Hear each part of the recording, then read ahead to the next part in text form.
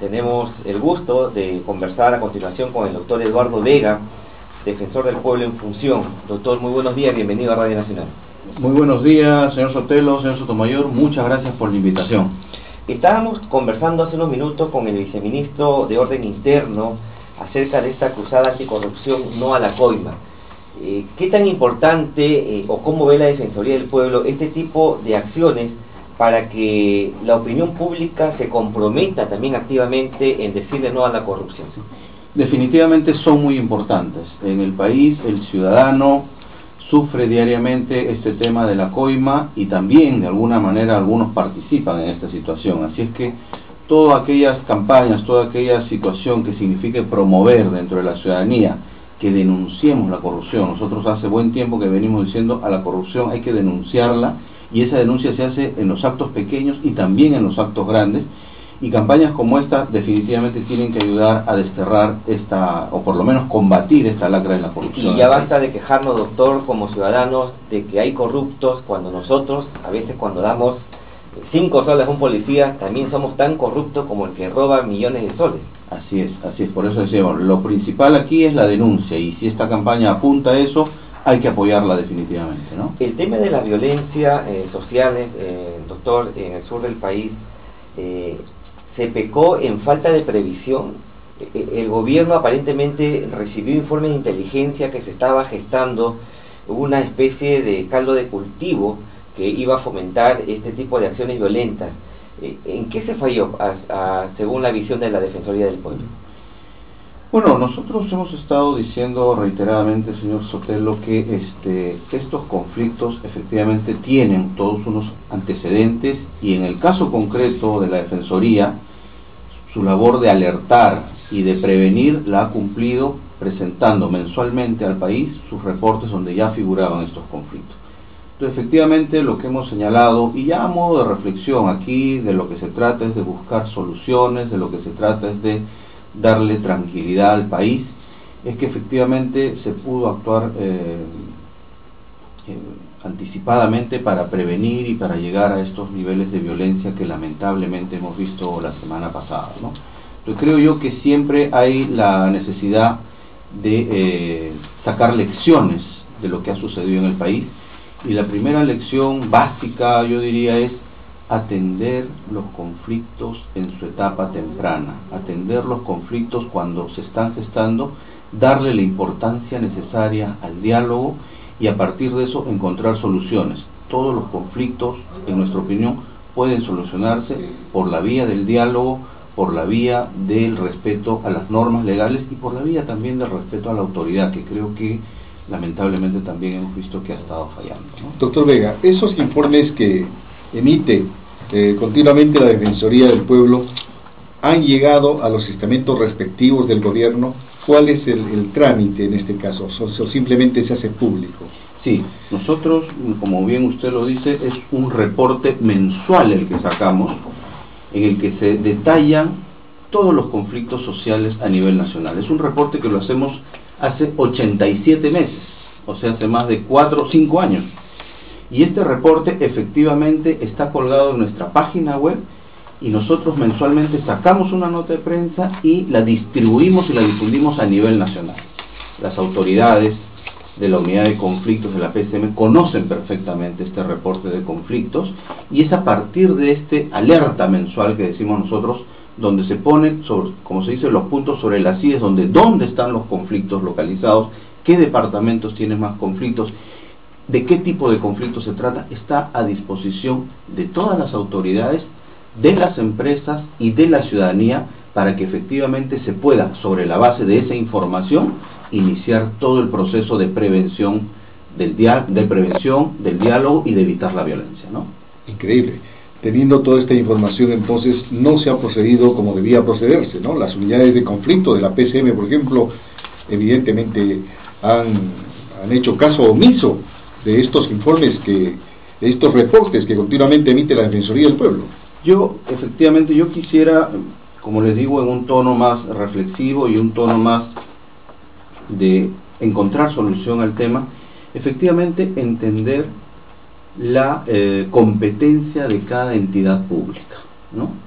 En el caso de la Defensoría del Pueblo, su competencia constitucional es de la defensa de los derechos y la supervisión del Estado. Eso dice la Constitución y ese es nuestro marco de actuación. Sobre ese marco de actuación, efectivamente nosotros creemos que una manera de interpretar nuestro mandato es alertar sobre los conflictos. ¿Por qué razón? Porque en esos conflictos, efectivamente, si devienen en violencia, se pueden producir afectaciones a la vida, a la integridad, a la propiedad, como hemos visto en estas últimas semanas. Pero también detrás de esos conflictos puede estar habiendo incumplimientos de algunas autoridades. Entonces, el sentido de este informe tiene por eso, alertar a las autoridades: oiga señor, aquí en esta región, en esta provincia, hay un conflicto que, ojo, se puede solucionar a tiempo. Se pueden pedir los informes del caso a los ministerios correspondientes. Por ejemplo, si se trata de contaminación de aguas, se pueden pedir los informes a la DIRESA o la DIGESA para que analicen las aguas de los ríos. En el caso del río Ramis, se tiene diagnosticado desde hace tiempo cuál es el problema que existe en esta región y en esta contaminación del río Ramis, y está claro que eso ha sido provocado por la minería informal. Entonces ahí era necesario actuar con mayor rapidez para evitar lo que finalmente tuvimos que ver el fin de semana, ¿no? Ahora bien, con lo que hemos podido apreciar en las últimas semanas, ¿realmente ha habido incumplimiento de las autoridades o es que se ha gestado algo más allá? ¿Algún interés político? ¿Algún movimiento? Se ha mencionado inclusive en algún momento que estaría por ahí Sendero Luminoso. ¿Qué es lo que ha podido detectar ustedes? Sí, señor Sotomayor. Mire, yo lo que hemos visto, lo que hemos analizado en la Defensoría, es que efectivamente son problemas muy complejos. El de Puno especialmente es un problema muy complejo. En estos últimos días hemos estado leyendo también información muy fresca respecto del contexto en el que se ha producido la violencia. Y efectivamente lo que hay es de todo. Hay un radicalismo político de algunos sectores, hay que decirlo con todas sus palabras. Hay dirigencia muy intransigente también, ¿no? Pero también a la base hay problemas irresueltos. Como le digo, la contaminación del río Ramis no es un invento, es una situación real, es una situación que viene sufriendo la población de Puno desde hace mucho tiempo. La minería, también hay una serie de factores que se están produciendo en esta zona y que tienen que ver también con otros factores que se han ido señalando en estos últimos días, que son el contrabando, en fin, la minería ilegal y otros aspectos que configuran un escenario particularmente difícil y complicado. Frente a eso, definitivamente al Estado lo que le toca es actuar. Lo que hemos visto es que los niveles de gobierno regional y local también en la zona han inactuado en este tipo de situaciones, y eso no se puede permitir. El Estado tiene que actuar, y tiene que actuar de manera coordinada en sus tres niveles de acción, ¿no? Muy bien, también tenemos alguna información que nos ha llegado desde esta zona, pues, y donde está ubicado uno de los yacimientos que ha sido prácticamente el eje del conflicto, el distrito de Huacuyani. Este distrito había sido ya informado sobre todo lo que se pretendía hacer. Es el Santa Ana, si no me equivoco, el proyecto, y el distrito no quiso participar, pero fue obligado a participar. Bien dice usted que hay radicalismo, ¿ya? Ahora bien, entonces, ¿cuántos conflictos de esta naturaleza tenemos en el país ya identificados por ustedes? Sí, mire, de nuestro reporte mensual, el último reporte, el de mes de mayo, habla en total de 227 conflictos sociales. De ellos, la mitad, el 51%, están referidos a temas socioambientales, justamente, o sea, temas que tienen que ver con actividades extractivas. Y aquí, sin duda, lo que uno ve en la base y lo que se ha venido diciendo es que muchas veces estas poblaciones que ven que llega la minería, que llega la inversión en actividades extractivas, no ve que su economía, no ve que sus expectativas frente a este crecimiento económico que está experimentando el país, y que es bueno, hay que señalarlo, hay que reiterarlo, no ve que eso se traduzca en mejoras en su propio nivel de vida.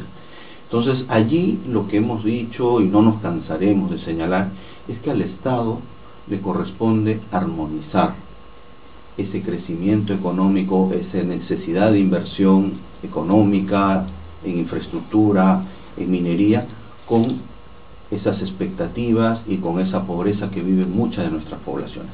El Estado tiene que ser el gran articulador de esa de ese crecimiento económico y de esa superación de la pobreza, ¿no? Ahí creo que está la llave de salir adelante con estos conflictos, ¿no? Y hay herramientas. Lo que hemos venido reiterando a modo de reflexión desde esta labor que realiza la Defensoría del Pueblo y desde su mandato constitucional, es que sí hay salidas para que los conflictos puedan resolverse de manera pacífica, y concretamente hemos señalado 4, señor Sotomayor. La primera, creo que ya es unánime, pero necesitamos dar ese paso definitivo, es que se apruebe en el Congreso de la República la ley de consulta previa a los pueblos indígenas. Esa ley es fundamental para tener un marco normativo que identifique cómo debe ser la consulta, que haga participar a los pueblos indígenas en cómo debe ser este desarrollo económico y cuáles son sus derechos frente a esta nueva coyuntura y a este crecimiento que vive el país. La segunda herramienta es lo que se conoce como el ordenamiento territorial. Necesitamos de una vez en nuestro país saber claramente dónde se puede hacer minería y dónde no se puede hacer minería. Cuáles son áreas de reservas naturales y cuáles no son áreas de reservas naturales. Dónde se debe mantener y generar las mejores condiciones para un desarrollo agrícola, agropecuario, y dónde no. Eso lamentablemente tenemos que todavía avanzar. La tercera herramienta es una herramienta técnica de avanzar en un sistema de monitoreo de los estudios de impacto ambiental. No estamos descubriendo la pólvora, simplemente estamos señalando aquello que ya nos dice la realidad que hay que avanzar. Necesitamos tener un único sistema estandarizado, uniforme y efectivo de estudios de impacto ambiental. Y el cuarto, muy vinculado a estos estudios de impacto ambiental, es fortalecer nuestra autoridad ambiental en el país. Necesitamos tener una autoridad ambiental confiable, una autoridad que todos los ciudadanos, las comunidades, las empresas y el propio Estado reconozcan con la autoridad legítima y suficiente en relación con que estos estudios de impacto ambiental garantizan que efectivamente no se está dañando el ambiente. Doctor Vega, da la impresión que los presidentes regionales en las zonas de conflictos sociales como que se han puesto de perfil, cuando ellos podrían haber sido un interlocutor de mucha fuerza entre el gobierno y la demanda de la sociedad en esa zona del país. ¿Tendrían que tener los presidentes regionales una participación más activa? Definitivamente, ¿no? Los presidentes regionales son autoridades del Estado. Los presidentes, muchas de las demandas efectivamente pueden resolverse también a ese nivel, y la autoridad nacional y la autoridad regional deberían mantener un nivel de coordinación que haga que efectivamente estos conflictos puedan resolverse en estas etapas tempranas que hemos señalado. No pensamos, como han sucedido en algunos casos, en que la autoridad regional más bien esté encabezando las luchas o las protestas de la población. Por más legítimas que sean, lo que se requiere es que la autoridad asuma el rol para el cual ha sido elegida. Y ese rol justamente es el de resolver los problemas. Ese es el rol. El Ejecutivo y los presidentes regionales forman parte del Poder Ejecutivo, entendido en su amplia dimensión, tienen que atender y resolver los conflictos sociales en el país, y si no está en su competencia, tienen que hacer todas las coordinaciones posibles, tienen que haber un nivel de coordinación con el gobierno regional para que se atienda a esta conflictividad. Yo quisiera, si me permiten ustedes, aprovechar, porque ese es el rol que le corresponde a la Defensoría del Pueblo, alertar y prevenir sobre lo que puede significar también estas elecciones complementarias que se vienen este fin de semana, el próximo 3 de julio, ¿no? En 34 distritos del país se van a realizar elecciones complementarias, municipales complementarias, este próximo domingo. Y efectivamente lo que observamos ahí es que estos 34 distritos, en noviembre del año pasado, cuando fueron las elecciones regionales y municipales, tuvieron efectivamente problemas de violencia, básicamente porque se señalaba que habían habido votos golondrinos, porque se señalaba que había una oposición a una reelección, o incluso cuestionamientos a la gestión electoral. Ahora hay que poner mucha atención para que esos actos de violencia que se produjeron en noviembre y que en muchos casos llevaron a las quemas de ánforas o actos vandálicos en general, no se vuelvan a producir. Pero ¿Han hecho un monitoreo, doctor? ¿Ha mejorado la situación en estos distritos? Bueno, el primer monitoreo y la primera situación que hemos estado viendo, por ejemplo, en el tema de los conflictos de los votos golondrinos, es oficiar al Jurado Nacional de Elecciones para que evalúe si efectivamente estamos frente a situaciones de votos golondrinos. El jurado ha resuelto hace algunos días atrás que no, que por los porcentajes de variación en el número de electores no estamos exactamente frente a una situación de votos golondrinos. Sin embargo, eso lamentablemente no aplaca estos riesgos que hay en estas regiones del país, y por eso mi invocación el día de hoy es a las autoridades de las oficinas departamentales de procesos electorales, a las ODPs, a la policía, al propio Jurado Nacional de Elecciones a través de sus jurados especiales, ¿no? Y también a las autoridades de la Fiscalía de Prevención del Delito a concertar y a organizar mejor sus esfuerzos para garantizar que estos comicios en estos 34 distritos se lleven con normalidad, que no haya efectivamente estos brotes de violencia y estas quemas de ánfora que hubieron en las elecciones pasadas. Eso es lo que yo quisiera alertar el día de hoy con la debida anticipación. Estamos a varios días, hay necesidad de coordinar entre todas las autoridades y garantizar que el proceso electoral se lleve de manera adecuada en estos distritos. Muy bien, oportuna su recomendación, doctor Eduardo Vega, y esperemos que las autoridades de gobierno, las autoridades electorales sí respondan esta vez para evitar estos problemas en estos 34 distritos. Nuestro agradecimiento al doctor Eduardo Vega, defensor del pueblo en función, por su presencia en Radio Nacional. Gracias, muy buenos días. Muchas gracias.